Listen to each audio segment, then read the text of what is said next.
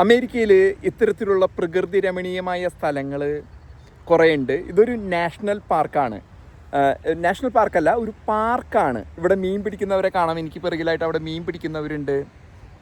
ഒപ്പം ഈ കെട്ടിടമൊക്കെ വളരെ കരിങ്കല്ല് കൊണ്ട് പണിത് തീർത്ത വർഷങ്ങൾ പഴക്കമുള്ള കെട്ടിടങ്ങളാണ്.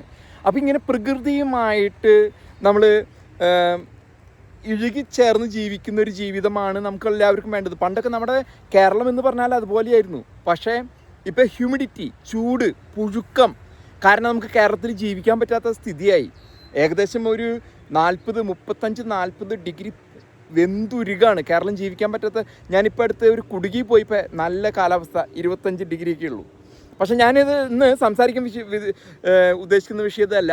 ഏതാനും മണിക്കൂറുകൾ അമേരിക്ക ഇപ്പോൾ പകലാണ്, അവിടെ രാത്രി വെളുപ്പിനാണ് ഞാൻ ഈ വീഡിയോ ചെയ്യുന്നത്. ഏതാനും മണിക്കൂറുകൾക്കുള്ളിൽ നിയുക്ത മുഖ്യമന്ത്രി ശ്രീമാൻ VD സതീശൻ സത്യപ്രതിജ്ഞ ചെയ്ത് അധികാരമേൽക്കാൻ പോവുകയാണ്. നമുക്കറിയാം, ഏത് ഘടകകക്ഷിപ്പെട്ടവനാണെങ്കിലും, കോൺഗ്രസ് ആണെങ്കിലും RSP ആണെങ്കിലും ലീഗ് ആണെങ്കിലും ആരാണെങ്കിലും ലീഗിനെ പ്രീതിപ്പെടുത്തി മാത്രമേ അവിടെ ഒരു മന്ത്രിസ്ഥാനം കിട്ടുള്ളൂ. അത്തരത്തിലുള്ളൊരു പ്രീതിപ്പെടുത്തൽ കഥയാണ് ഞാൻ ഈ വീഡിയോയിൽ ചെയ്യാൻ ഉദ്ദേശിക്കുന്നത്. നിങ്ങളെല്ലാവരും അറിയും, പണ്ട് ഗർജിക്കുന്നൊരു സിംഗമായിരുന്നു Baby John, RSP, Revolutionary Socialist Party of India. അതിൻ്റെ നേതാവായിരുന്നു ബേബി ജോൺ. അന്ന് KM മാണി, ബാലകൃഷ്ണപിള്ള, K കരുണാകരൻ ഇവരൊക്കെ വാണിയിരുന്ന കാലമാണ്. 60-കൾ, 70-കൾ, 80-കളൊക്കെ. അദ്ദേഹത്തിൻ്റെ ഒരു മകനാണ്. ആ ഒരു പരമ്പരാഗതമായിട്ടാണല്ലോ ഇപ്പം ഇന്ന് കിട്ടുന്ന അധികാരങ്ങളൊക്കെ. ഷിബു ബേബി ജോൺ.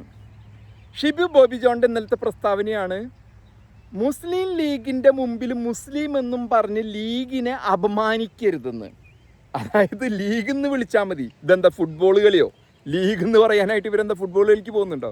ലീഗിനെ മുസ്ലിം ലീഗ് എന്ന് പറഞ്ഞ് അപമാനിക്കരുത് എന്നാണ് ഷിബു ബേബി ജോൺ പറഞ്ഞേക്കണേ. എന്തൊരു നാണം കെട്ട പരിപാടിയാണ്. ഇനി ഇതിൻ്റെ ചരിത്രത്തിലേക്ക് ഞാൻ പോവാം. 2000 കാലഘട്ടങ്ങളിൽ, 2002-2003 കാലഘട്ടത്തിൽ മോഡി ഗുജറാത്തിൻ്റെ മുഖ്യമന്ത്രിയാണ്. ആ സമയത്ത് ഉമ്മൻചാണ്ടിയും മോഡിയും തമ്മിൽ വളരെ ആഴത്തിലുള്ള ബന്ധമുണ്ടായിരുന്നു. ആഴത്തിലുള്ള രഹസ്യബന്ധം ഉണ്ടായിരുന്നു. എന്നും സംസാരിച്ചിരുന്നു അവർ. അത് മോഡിയും സമ്മതിച്ചിട്ടുണ്ട്. മോഡി അദ്ദേഹം മരിച്ചപ്പോൾ ഒരു അനുസ്മരണത്തിലും പറഞ്ഞിട്ടുണ്ട്. ഉമ്മൻചാണ്ടിയും സമ്മതിച്ചിട്ടുണ്ട്. പലതരം കാര്യങ്ങൾ രണ്ട് മുഖ്യമന്ത്രിമാർ ഇരുന്ന് സംസാരിക്കണം. ഒരെണ്ണം BJPയുടെ, ഒരെണ്ണം വിവാദ BJPയുടെ. മുസ്ലിം ഇതൊക്കെ നടന്നിട്ടുള്ളൂ കേട്ടോ. അവിടെ കൂട്ടഹത്യ എന്ന് പറയുന്ന സംഭവമൊക്കെ നടന്ന് കഴിഞ്ഞിട്ടുള്ളൂ. ഉമ്മൻചാണ്ടി എന്ന് ഭരിക്കുമ്പോൾ AK ആൻ്റണി ഇറങ്ങിയിട്ട്. അന്ന് ഷിബു ബേബി ജോൺ ഗുജറാത്തിൽ പോവാണ്. ഷിബു ബേബി ജോൺ രഹസ്യമായിട്ട്, മന്ത്രിയായിരുന്ന ഷിബു ജോൺ രഹസ്യമായിട്ട് ഗുജറാത്തിൽ പോയിട്ട് മോഡീനെ കണ്ടുവരാണ്.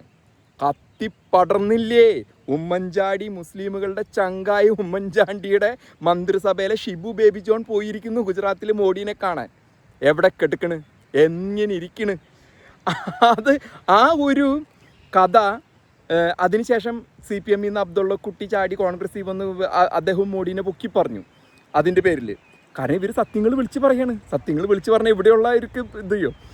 അത് കഴിഞ്ഞ് അന്ന് ഇപ്പം ഉമ്മൻചാണ്ടി പറഞ്ഞു വിട്ടതാണോ എന്തോ, ഷിബു ബേബി ജോൺ അവിടെ പോയി മോഡീനെ പ്രശംസിച്ച് കൈയും കാലും പിടിച്ച് ഷെയ്ക്കിൻ്റെ കൊടുത്ത് കെട്ടിപ്പിടിച്ചിട്ട് വന്ന ചങ്കുകളായിട്ട്. ആ ഷിബു ബേബി ജോൺ ഇന്നലെ പറഞ്ഞിരിക്കുകയാണ്, ലീഗിനെ മുസ്ലിം ലീഗ് എന്ന് പറഞ്ഞ് അപമാനിക്കരുത്. ഒരു മന്ത്രിസ്ഥാനം എന്തോ കിട്ടുന്നതുകൊണ്ട് അവിടെ ഇവിടെ ആയിട്ട് കിടക്കണ്. CP ജോണിന് ഉറപ്പിച്ചിട്ടുണ്ട്. ഇദ്ദേഹത്തിന് മറ്റേ മാണി C കാപ്പന് ഷെയർ ചെയ്യണം അനൂപ് ആൻ്റണിയായിട്ട്. ഇപ്പം അറിയാം, ഒരു 5-6 മണിക്കൂറിനുള്ളിൽ. അപ്പോൾ ഒരു മന്ത്രിസ്ഥാനത്തിന് വേണ്ടി ഈ ഗതികേട് പറയുന്നത്, അതായത് മുസ്ലിം എന്നും പറഞ്ഞ് ലീഗിനെ അപമാനിക്കരുത് എന്നുള്ളതാണ് ഇന്നത്തെ ആപ്തവാക്യം. അത് ഞാൻ നിങ്ങളോട് പറയുന്നതിന് വേണ്ടിയാണ് ഈ ഒരു വീഡിയോ ചെയ്തത്. ഷിബു ബേബി ജോൺ, RSP. ഇതൊക്കെ ഇനി എത്ര കാലം നടക്കും ഈ RSP സാധനങ്ങൾ എന്നുള്ളത് നമുക്ക് കണ്ടറിയണം. ഘടകകക്ഷി അദ്ദേഹത്തിന് തെക്കാണ്. അവിടെ കൂടി വന്ന ഒരു 5-10% മുസ്ലിം വോട്ടുണ്ടാകും. പക്ഷേ മന്ത്രി ആവുന്നതിന് വേണ്ടിയിട്ടാണ് ജയിച്ചു വന്നത്. ഹിന്ദുവിൻ്റെയും ക്രിസ്ത്യാനിയുടെയും വോട്ടും കൊണ്ടാണ് വന്നത്. പക്ഷേ ജയിച്ചു വന്നിട്ട് പറയേണ്ട ഓരോ ഗതികേടുകൾ നമ്മൾ നോക്കുമ്പോൾ വളരെ എനിക്ക് കരയാൻ തോന്നുന്നു.